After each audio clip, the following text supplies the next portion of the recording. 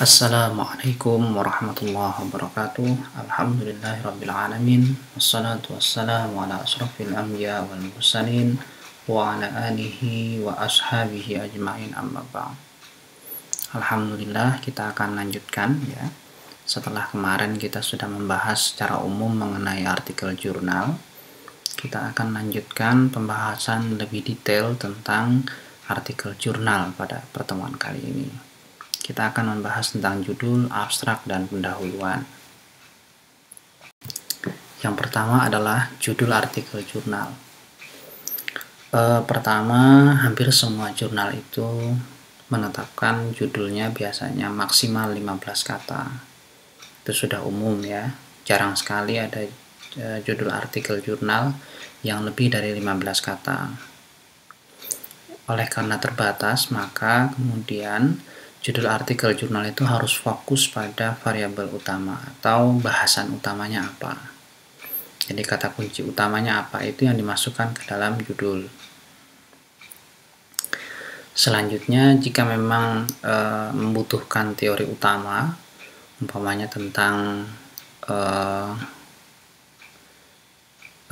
urgensi umroh pada masa pandemi,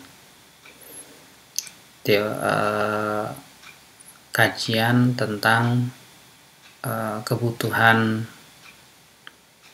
keberagamaan, misalnya tentang teori kebutuhan religi, maka bisa dimasukkan umroh pada masa pandemi, kebutuhan primer beragama.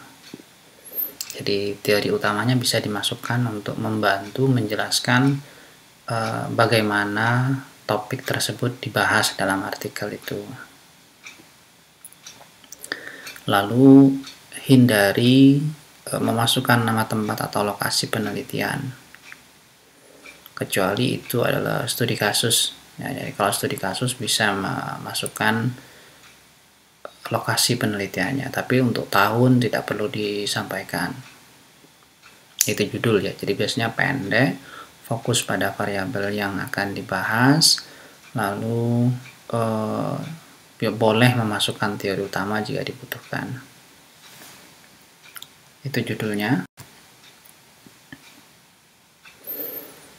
Yang kedua, mengenai abstrak ya. Abstrak itu bisa dikatakan sebagai apa istilahnya ya, promosi ya. Jadi abstrak itu isinya adalah promosi tentang apa sebenarnya isi dari artikel tersebut. Oleh karena itu dia mirip seperti apa ya, gambaran utama apa yang ada di dalam artikel tersebut.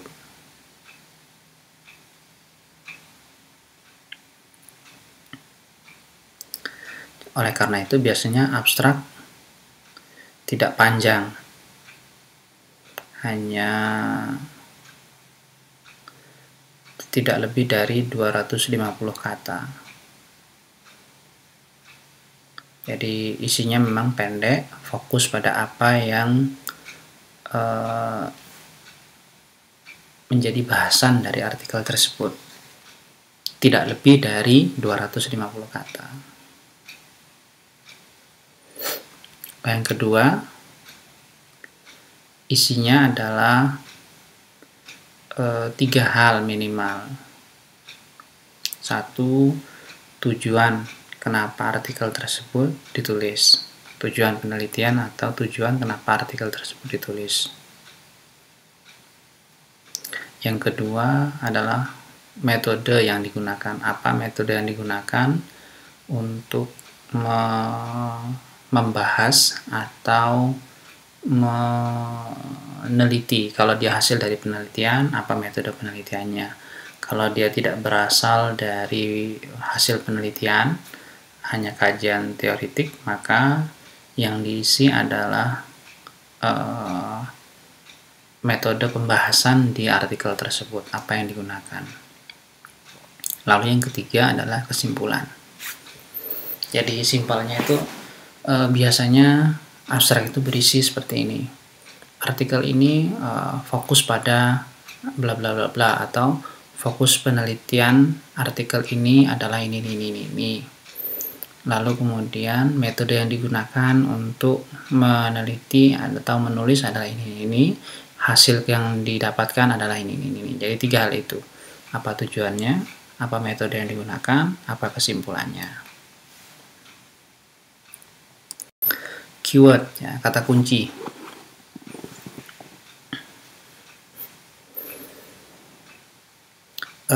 Biasanya berisi variabel atau konsep utama yang dibahas. Jadi bisa diturunkan dari judul, bisa diturunkan dari topik bahasannya apa. Pokoknya kalau judul tadi tentang umroh pada masa pandemi, maka kemudian kata kuncinya itu ibadah umroh, lalu kemudian pandemi, lalu kemudian teori yang digunakan tadi, religious need atau kebutuhan religi. Jumlahnya biasanya antara 3 sampai 5. 3 sampai 5 kata kunci.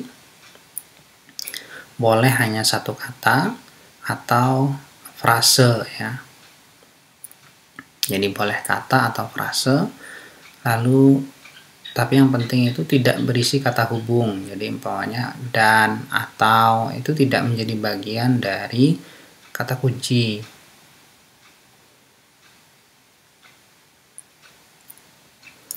Yang terakhir adalah pendahuluan. Jadi pembahasan kita pada pertemuan yang kali ini adalah pendahuluan. Kita akan pecah-pecah pembahasan mengenai artikel ini dalam beberapa pertemuan. Yang hari ini itu judul, abstrak, keyword, dan pendahuluan. Nanti selanjutnya akan kita lanjutkan dengan isinya, ya. Jadi mengenai pendahuluan, biasanya pendahuluan itu dibuat singkat, padat, dan fokus pada konteks atau latar belakang masalah. Jadi isinya fokus di situ. Karena ini adalah bukan bagian dari pembahasan utamanya, dia hanya sebagai latar ya, konteks, maka kemudian biasanya ditulis tidak lebih dari 20% dari total seluruh halaman. Jadi umpamanya kita menulis artikel 10 halaman, maka pendahuluan itu ya antara 2 sampai 3 itu sudah maksimal. 2 atau 3 halaman itu sudah maksimal. Atau bisa lebih pendek lagi, 1 atau 2 halaman saja. Apa isinya? 1, isinya adalah latar belakang atau konteks masalah. Kenapa kemudian artikel ini ditulis? Apa latar belakangnya atau konteksnya? Lalu kemudian dilanjutkan setelah itu dengan kajian terdahulu yang relevan. Siapa saja yang pernah menulis tentang konteks yang sama. Lalu setelah itu apa novelty-nya yang kemarin kita bahas. Itu ya. Jadi dari kajian terdahulu itu kita kemudian bisa memunculkan apa novelty-nya.